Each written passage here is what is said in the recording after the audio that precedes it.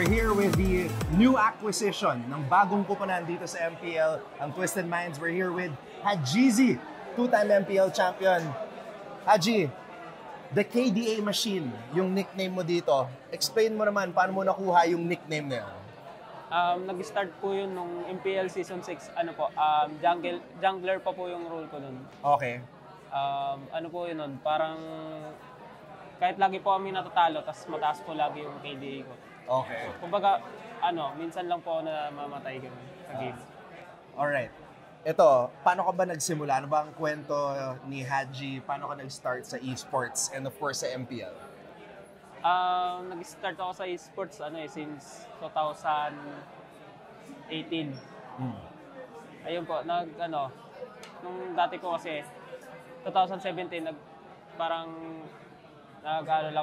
nag-enjoy lang ako maglaro. Okay. Na Mobile Legends. Then nung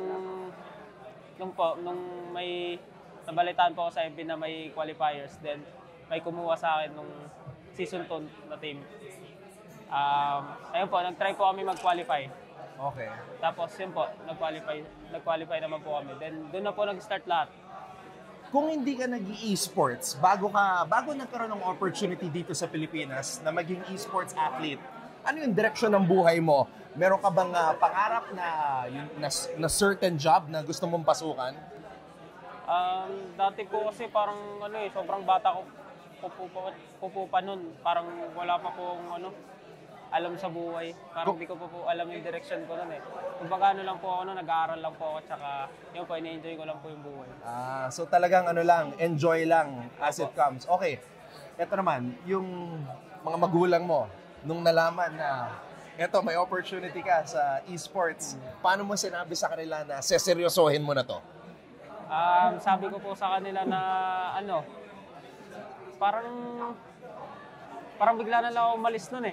Tapos, yun, nabalitaan na lang nila na, parang, ayun, may salary, ganun.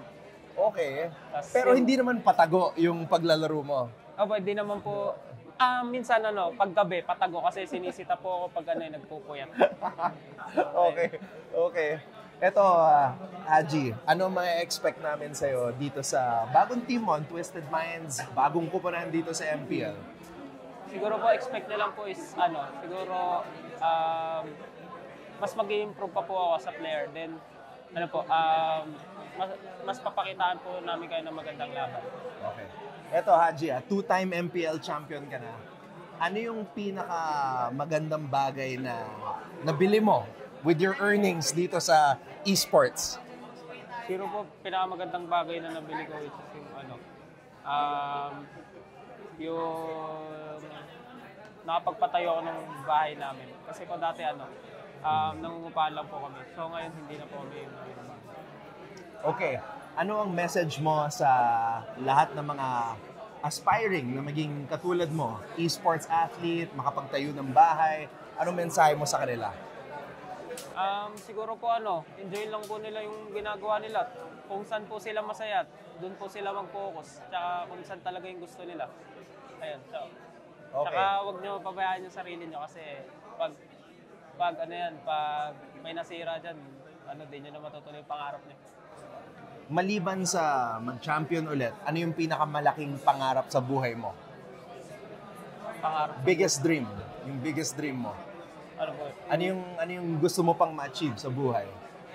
Siguro gusto ko pang ma-achieve sa buhay is yung maging stable po ako. Ilan po, simpleng buhay lang. Alright, Haji. Good luck and thank you sa oras. Thank you po.